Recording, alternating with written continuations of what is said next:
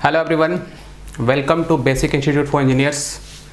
I am Kunal Srivastava and I will teach you electrical machine. पहले देखेंगे electrical machine का weightage क्या है। ये बताने की भी ज़रूरत नहीं है आपको कि इलेक्ट्रिकल मशीन का वेटेज हर पेपर में कितना होता है। लगभग आप एसएससी जेईई की भी बात करो तो ऑन एंड एवरेज लगभग 25% का वेटेज सिर्फ इलेक्ट्रिकल मशीन सब्जेक्ट का होता है। ठीक है, तो हम लोग स्टार्ट करेंगे इलेक्ट्रिकल मशीन, जिसमें आपको पता है सिर्फ 4 मॉड्यूल है। अगर मशीन सब्जेक्ट की बात करूं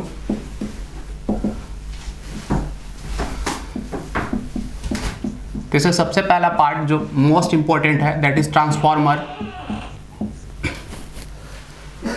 मोस्ट इंपॉर्टेंट इसलिए बोल रहा हूं कि एक बार अगर आपका ट्रांसफार्मर कंप्लीट हो गया तो बाकी आगे के जो पार्ट है कुछ ना कुछ इंटर रिलेटेड है ना। तो एक बार आप स्टैटिक डिवाइस अगर अच्छे समझ जाओ तो रोटेटिंग डिवाइस में स्टार्टिंग में बेसिक कॉन्सेप्ट लेने के बाद दिक्कत नहीं जाती है। सेकंड कवर करेंगे इसमें अपन इंडक्शन। अब इंडक्शन इसमें क्यों कवर कर रहे हैं? इंडक्शन के दोनों part upon motor and generator है ना।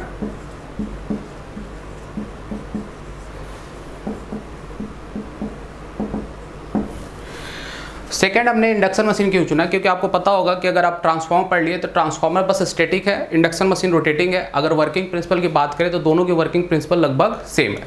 ठीक है, लगभग क्या बोलो सेम ही है, दोनों को म्यूचुअल इंडक्शन प्रिंसिपल है, बस थोड़ा सा अंतर है। आपका एक रोटेटिंग मशीन है, दूसरा क्या स्टैटिक मशीन है।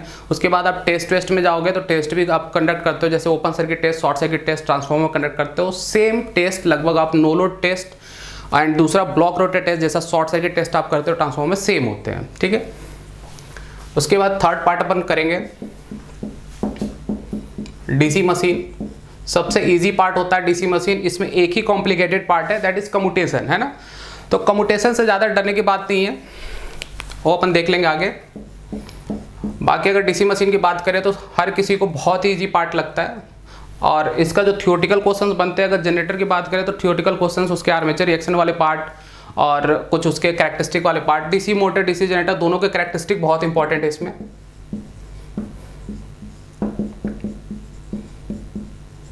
ये दो पार्ट।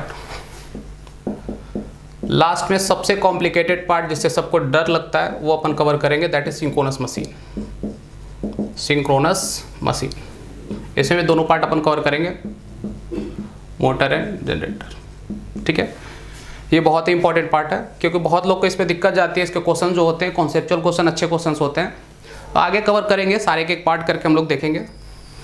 एंड लास्ट में अगर हम एसएससी जेईई या अदर एई जेईई की पेपर की बात करें तो कुछ स्पेशल मशीन्स के पार्ट होता है, स्पेशल मोटर्स। तो कुछ स्पेशल मोटर्स अपन डिस्कस करेंगे इसके अंदर में, ये अपन लास्ट में देखेंगे। ठीक है, तो सबसे पहला पार्ट हम लोग कवर करेंगे ट्रांसफार्मर।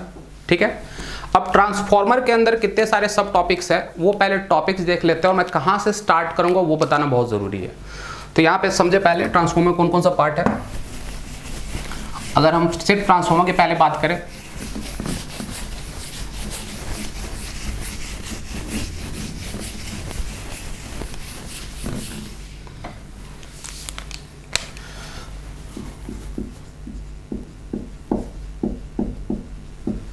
सिर्फ ट्रांसफार्मर की बात करें तो इसमें सबसे पहला पार्ट आता है आपका आइडियल ट्रांसफार्मर है ना। आइडियल ट्रांसफार्मर से अपन प्रोसीड करते हैं। आइडियल ट्रांसफार्मर जो एजम्पशन लेते हैं, 4 एजम्पशन जो भी है, उस चारों एजम्पशन को एक एक एजम्पशन अगर हम हटाते जाएं तो हमारा जो ट्रांसफार्मर बनेगा वो होगा प्रैक्टिकल ट्रांसफार्मर। ठीक है, तो सबसे पहले आइडियल ट्रांसफार्मर लेके चलेंगे, इसके सारे फेजर डायग्राम बनाते चलेंगे तो आगे आपको प्रैक्टिकल ट्रांसफार्मर का फेजर डायग्राम बनाने में दिक्कत नहीं जाएगी। उसके बाद अपन देखेंगे इक्विवेलेंट सर्किट है ना। किसी भी मशीन का परफॉर्मेंस पैरामीटर्स अगर आपको निकालना है तो उसके लिए आपके पास इक्विवेलेंट सर्किट अवेलेबल होना चाहिए है ना। प्योर हाइपोथेटिकल होता है इक्विवेलेंट सर्किट, बट किसी भी आप कोई भी मशीन की बात करें तो उसका इक्विवेलेंट सर्किट बनाने के पीछे का रीज़न ये होता है कि उसके परफॉर्मेंस पैरामीटर्स जैसे आपके एफिशिएंसी हो गया, वोल्टेज रेगुलेशन हो गया है ना, तो ये सब कैलकुलेट करने के लिए आपके पास क्या होना चाहिए, इक्विवेलेंट सर्किट। फोर्थ पार्ट बात करें तो लॉसेस इन ट्रांसफार्मर। इस लॉसेस में 2 पार्ट आते हैं। पहला है मेजर लॉसेस, दूसरा है माइनर लॉसेस। मेजर लॉसेस का मतलब जिसका प्रोपोर्शन ज़्यादा है ना, जिसको अगर हम एफिशिएंसी कैलकुलेशन की बात करें तो सिर्फ मेजर लॉसेस को कंसीडर करते हैं, माइनर लॉसेस को हम लोग क्या करते हैं, नेग्लेक्ट कर देते हैं ना। इवन आप टेस्ट की बात करोगे तो जैसे ओपन सर्किट टेस्ट हो गया, तो ओपन सर्किट टेस्ट से सिर्फ हम लोग मेजर लॉस में निकालते हैं कोर लॉस को, शॉर्ट सर्किट टेस्ट में ही मेजर लॉस को निकालते हैं जो होता है वो कॉपर लॉस, ठीक है। माइनर लॉसेस की बातें हम लोग नहीं करते हैं ना। लेकिन यहाँ माइनर लॉसेस में लॉसेस कौन कौन से हैं, हमारे पास दो लॉसेस हैं माइनर लॉस में। इसका प्रोपोर्शन बहुत कम होता है, एक होता है 0.25% ऑफ फुल लोड आउटपुट और दूसरा होता है 0.5% ऑफ फुल लोड आउटपुट। तो एक है आपका स्ट्रे लोड लॉस,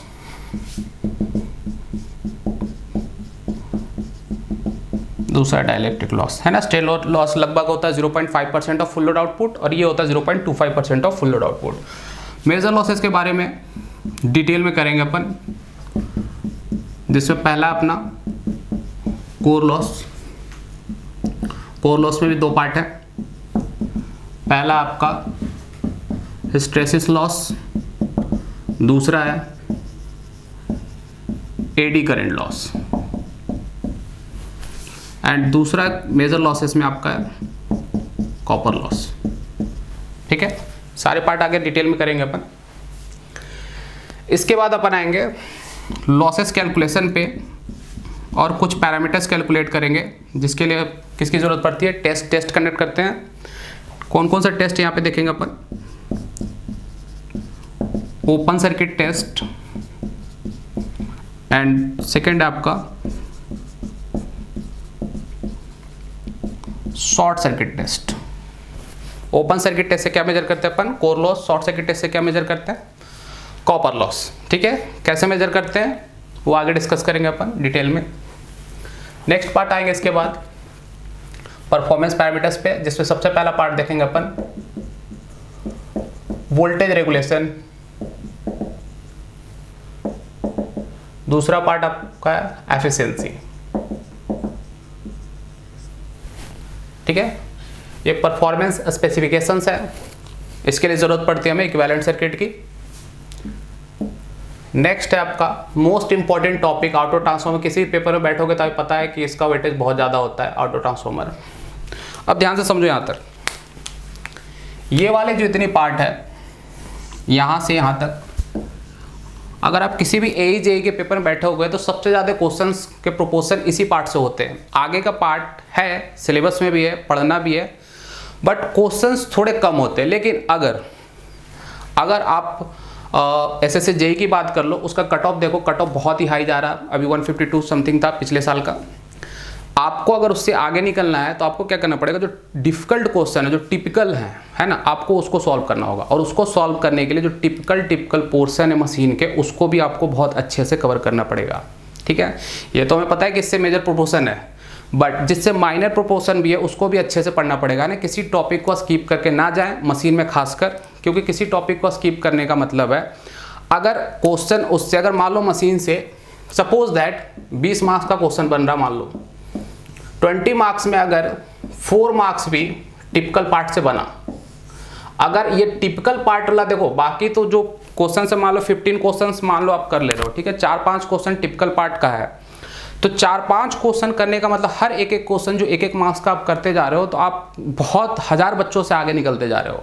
तो अगर आपको क्वालिफाई होना, अच्छे मार्क्स चाहिए, तो आपको सारे पार्ट अच्छे से कवर करने होंगे, ठीक है।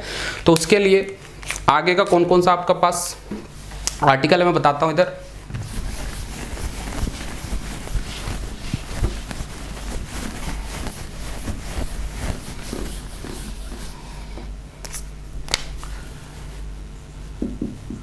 नेक्स्ट है पैरेलल ऑपरेशन।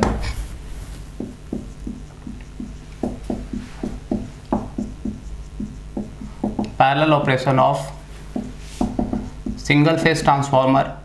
मैं एक एक करके सारा पार्ट इस पे कवर करूंगा, है ना। आप बस इस चैनल के साथ बने रहिएगा, लाइक शेयर सब्सक्राइब जितना ज़्यादा करोगे, जितना अच्छा रिव्यू रहेगा, उतना ज़्यादा मैं वीडियोस डालते जाऊंगा, है ना। ध्यान रखिएगा इस बात का। नेक्स्ट इसके बाद है 3 phase transformers.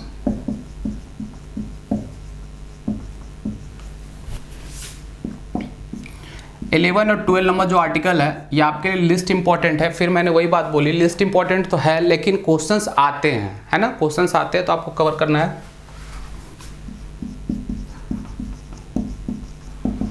Harmonics in transformer and second part is switching transient. और स्विचिंग ट्रांजिएंट वाले पार्ट को जिसमें आप पढ़ते हो magnetising inrush current phenomena, magnetising inrush current phenomena.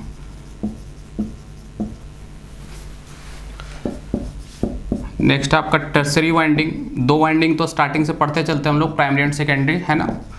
कुछ इसके एप्लीकेशंस है जिसकी जरूरत पड़ती है, जिसके कारण हम पढ़ते हैं यहाँ पे टर्सरी वाइंडिंग, ठीक है। लास्ट बाकी के कुछ पार्ट हैं जो मैं मिसलेनियस में कवर कर दूंगा, जैसे आपका टैप चेंजेस हो गया, संपनर टेस्ट हो गया, स्कॉट कनेक्शन हो गया, ये सारे पार्ट में कवर कर दूंगा आपका मिसलेनियस में। बकोज रिले हो गया, है ना, तो मिसलेनियस में आपका कुछ पार्ट कवर हो जाएगा। अच्छा, मोस्ट इंपॉर्टेंट पार्ट समझिए इसको, आपका जो मैं सिलेबस कवर करूंगा वीडियोस तो स्टार्टिंग से डलेंगे, अभी जो वीडियो स्टार्ट करूंगा मैं आपका स्टार्ट करूंगा टेस्ट पार्ट से, है ना, टेस्ट पार्ट से, open circuit test and short circuit test, है ना। स्टार्टिंग के भी वीडियोस डालूंगा, जो बेसिक्स वाले पार्ट है उसके वीडियोस डालूंगा। बाकी जब रोटेटिंग मशीन का जब कॉन्सेप्ट आएगा तो वहाँ पे मैं बेसिक कॉन्सेप्ट का भी वीडियो डालूंगा, ठीक है। लेकिन अभी मैं स्टार्ट करूँगा आपका टेस्ट से, ठीक है। इसके पहले वाले पार्ट का वीडियोज़ मैं आगे कहीं ना कहीं फिर डाल दूँगा, ठीक है। ये टेस्ट से स्टार्ट करने के पीछे का रीज़न ये है कि कुछ बच्चे जो पढ़ चुके थे मेरे से वहाँ कवर हो गया था हमारा लॉसेस तक, है ना, तो उनके लिए मैं ये प्रोग्राम स्टार्ट किया हूँ जनरली। तो मैं ये जो प्रोग्राम है यहाँ पे स्टार्ट करूँगा टेस्टी से, है ना, टेस्ट से कि उनको क्या है स्टार्टिंग से जुड़े रहे, ठीक है। ऐसे नहीं कि उनको वेट करना पड़े कुछ दिन तक उसके बाद फिर जुड़े, तो मैं चाहता हूँ स्टार्टिंग से जुड़े रहे। तो उनको जोड़ने के लिए मैं यहाँ पे जो स्टार्ट करूँगा, जो अपना सिलेबस स्टार्ट होगा वो होगा टेस्ट से, है ना।